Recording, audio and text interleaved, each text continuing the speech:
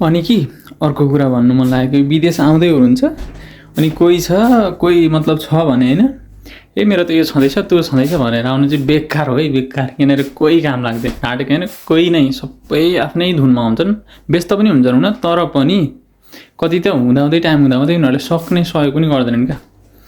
यस्तो बिहाल हुन्छ यहाँनिर, मेन्टली यस्तो स्ट्रङ भएर आउनुपर्छ नि विदेश आउँदा, यति डर भएर आउनुपर्छ। विशेष गरी अझै जापानतिर आउँदा होइन, एक्लोपनको त पुरै तयारी गरेर आउँदा हुन्छ, नेपालदेखि एक्लोपनको पुरै तयारी गरेर आउँदा हुन्छ, म एक्लै हो एक्लै गर्छु भनेर मानसिक रूपमा एकदमै डर भएर आउनुपर्छ। यहाँनिर भनेको साथीहरूले मजाले केही पाउन्जेल केही हुन्जेल केही तपाईँबाट लिउन्जेल फाइदा भइरहेछ भने मात्रै मजाले होइन साथ दिन्छन् त्यति बेलासम्म। कसैले त्यो भन्छ नि कतै हुन्छ नि, जस्तो खाजा जस्तै हो क्या, खाजाको प्लेट हुन्छ नि, टक्क ल्याएर पहिले चाहिँ तातो पकाएर ल्याएर भरि कति राम्रो हुन्छ, हतार हतार भोकाएको हुन्छ, हतार हतार तानेर गुम खान्छ नि।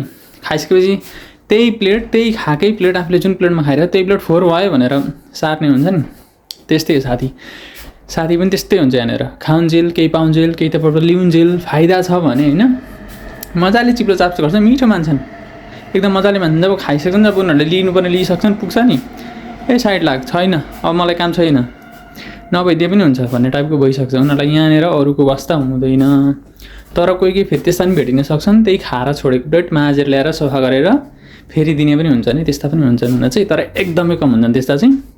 त्यही भएर विदेश आउँदा के गर्ने, एक्लै बाँच्न सक्छु भन्ने भएर आउने, भोगाइ क्या भोगाएर भोगिन्छ नि त यहाँ आएर। त्यही भएर एकदमै मेन्टली रूपमा चाहिँ एकदमै डर भएर आउनु होला।